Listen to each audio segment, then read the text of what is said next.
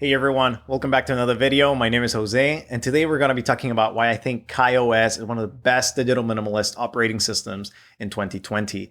I'll also release the giveaway winners, so if you want to know, stay tuned until the end. If you're new to the channel, here we talk about digital minimalism, good habits, and how to restore balance to our lives. So if that's something that interests you, make sure to subscribe.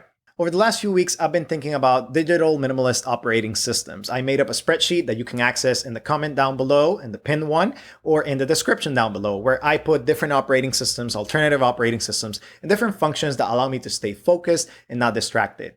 And one of the systems that I haven't tried was KaiOS. So I decided to buy the Nokia 8110 4G and decided to try it out. And I am very pleasantly surprised. Number one, it checks all the boxes. It has phone calls, text, WhatsApp, podcasts, music. It even has a TED Talk app. And it has a very robust community of developers and third-party software that allows you to access very productive things and, stay away from the distraction. Now, the form factor is a feature phone, which I think is an advantage because, when you think about alternative operating systems on a smartphone, maybe like Selfish OS or Ubuntu Touch, you still have kind of like the same experience. You have a large slab and, it's similar to an Android phone or an iOS device. So you kind of get to the old patterns of behaviors. When you switch to something like the Light Phone 2 or, a KaiOS phone like this one, you kind of had to relearn the experience, and it's completely different because the menus are different and your brain is not constantly trying to tap or do something else.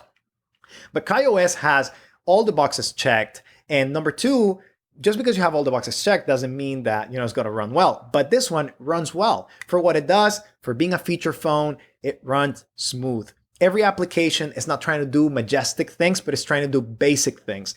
But it does it well, which is very good. I never experienced a hiccup in my testing so far.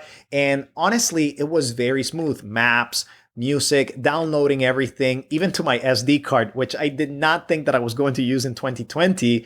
It was very, very good. I'm very pleasantly surprised with what this device can do. And again, with that third-party kind of developer community, they even have some extra tools if you want to kind of connect this to your computer and go through their steps. Go to bananahackers.net. The description link will be down below if you want to try it out. But I am very pleasantly surprised with this device. Number one, it checks all the boxes. It does it well. It does the basic functions and it runs it very smoothly. And number three, the best thing I think is that it is inexpensive because it is a feature phone. It's not super expensive like a new smartphone, like a new shiny smartphone. This costs about $60 to $70 on Amazon. And if you just want to try it out, for a weekend or so, you check it out, you put your SIM card. We'll talk about that a little bit later in the cons. But it works decently well. It works very well. I'm very pleased and it's very inexpensive, which allows you to try it. Now, it's not perfect, of course. KaiOS is not perfect. If you're somebody that values pictures and that you want to take pictures of your family or friends or things of that nature, of course, this camera is not going to do it. If you are also somebody that needs, email or you need to reply really fast, well, going back to T9, it's not the best experience, even though on the Light phone, of course, the experience is not that great. At least it has a QWERTY keyboard, whereas you have T9 experience here. It's not the best. That's one of the big cons, Now, if you have a specialized app that you need, of course, it's not going to work on this device. So you're kind of limiting yourself. And if you can, I would definitely recommend that you check out this device. Another con is that it depends on where you live and it depends on which carrier you have. You may or may not have access to KaiOS. So KaiOS in the United States runs, this phone runs on AT&T only or AT&T affiliated networks like Cricket, Red Pocket, H2O, whatever, MVNO that you want to use. But it does not work on T-Mobile's or Verizon or Sprint. Well, Sprint will be T-Mobile, but that's another story.